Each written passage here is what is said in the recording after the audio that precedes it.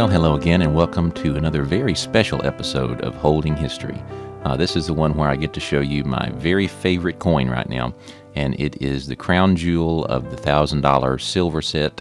The series is wrapping up this time with this finale episode. So as you can see, it's going to be an 1826 half dollar, and it's in a PCGS holder graded at AU-55. Recently saw these at a coin show and just had to have one. So here we are. A lightly golden toned, almost uncirculated cap bust half dollar, which just happens to have been struck 100 years before my grandfather was born. So that is its significance in the set that I've been putting together. So overall, a very pleasing coin. A medium amount of luster is still showing here on the obverse, but the reverse is a little more lustrous and exhibits a little bit stronger toning, which you'll see here in just a few moments. But we're just rotating it here to try and show you the luster. You'll have to excuse the glare. It's the best I could do. I'm no professional photographer, so this is just what you're going to have to put up with for this episode.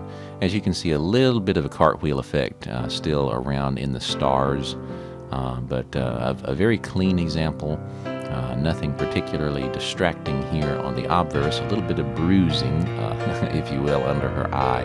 But other than that, overall, a very pleasing coin. Now we'll flip it over and take a look at the reverse. We'll flip it over now and take a look at the reverse. As you can see, the reverse is a lot stronger. You have better detail and full luster, very nearly full luster, and then that nice, lovely golden toning around the entirety of the piece. You can see a little bit of the cartwheel effect that is still present pretty strongly throughout the entire field. And again, only wear on the highest points of the eagle's brow and the tips of the wings and maybe the very sharp tips on the shield. If you'll notice, a few of these shots will show you that the coin does have some iridescent toning that's taking place, or has taken place, between about 6 and 9 o'clock there on the rim. So just another further colorful enhancement of this piece, and very proud to add it to the collection. At any rate, these were the workhorses of the economy in this time period. 4,004,000 were struck, and they were not intended for collectors in any means.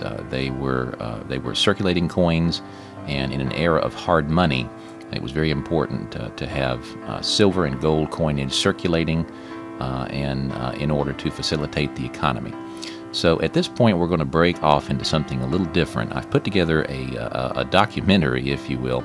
I was very interested to learn some different facts about this time period that I did not remember from my history classes, and I wanted to go ahead and show you those and talk about them briefly.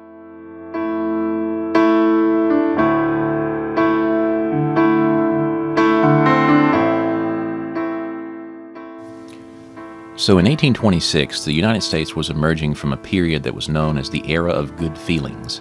She had won the Second War against Britain in 1815, and times were prosperous, and the nation was united.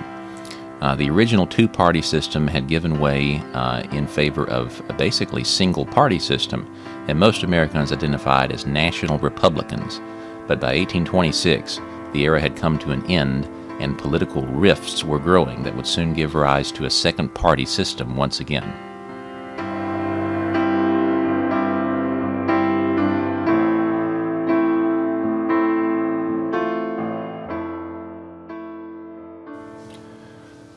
The president in 1826 was John Quincy Adams, whose contentious election of 1824 we'll look at in just a few moments. He was bred practically from birth to be a professional politician, and he was one of the most serious and uncompromising figures of the time, qualities that would ultimately allow him to accomplish only very few of his goals.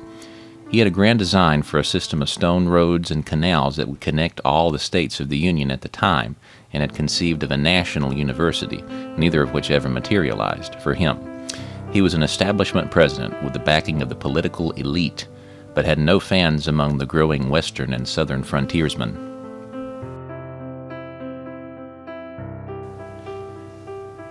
Andrew Jackson, who had emerged as John Quincy Adams' most formidable opponent, was the war hero to end all war heroes.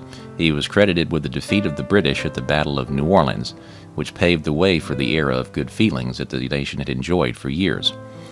Born of the frontier, he was a champion of the common man and had broad support outside of New England and Washington. Establishment politicians, though, found him very crude and vulgar, and his penchant for duels and roughhousing hardly made him fit for the office of president in their eyes.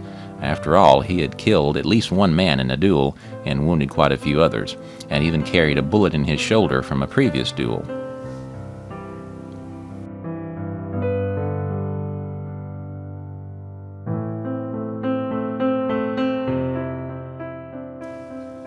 The election of 1824, which had pitted Adams against Jackson for the first time, was the first in which the winner of the popular vote did not become president. On this chart, Adams is in peach and Jackson is in green. Notice that not only did Jackson win in a landslide in the popular vote, he even won the Electoral College as well. However, because he had not won a majority of 131, the contest was decided by the House of Representatives, and Adams was voted in by his cronies, the elite establishment. Jackson was outraged, and the corrupt bargain was avenged in 1828 when Jackson won as the candidate for a new party, the Democrats.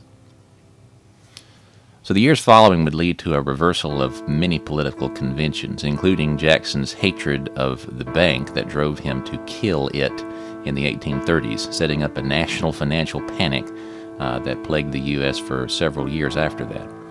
Also, Native Americans were removed from their lands by force from the southern territories, and in deadly and scarring migration that was known as the Trail of Tears. And soon also to be gone was the era of Southern exceptionalism, in which the peculiar institution of slavery in the southern states would no longer be ignored, and the abolition movement would begin to gather steam.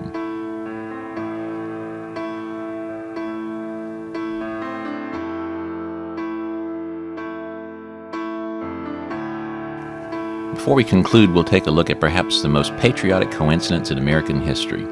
Two of the most prominent of the founding fathers, Thomas Jefferson and John Adams, whose son was then president, of course, were still alive in 1826, but were in ill health.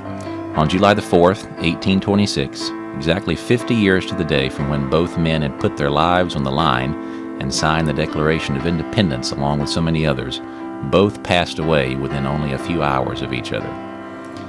The two men had been political foes for some years after the beginning of the 19th century, but by the end of their lives, they were great friends and often wrote letters back and forth to each other.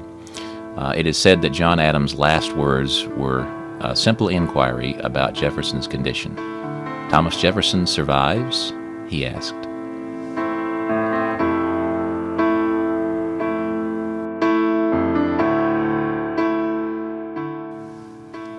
Before wrapping this video up, I'd like to just take one last look at the coin. Again, this is my new favorite coin. In a second, you'll see a little bit better shot of the luster on the obverse. It was a little bit more difficult to capture than that of the reverse because it's just not quite as strong, but I did my best. It's still there. So I certainly hope you've enjoyed the video. I appreciate you for sitting through this history lesson tonight. Hope I didn't bore you too badly. And just thank you for following along on the journey here of this set. I had a lot of fun putting it together, did a lot of research, learned a lot of things, and after all, that's what collecting is all about. Just increasing knowledge and just really enjoying what you do. So very proud the set's now complete and excited to see what's coming next.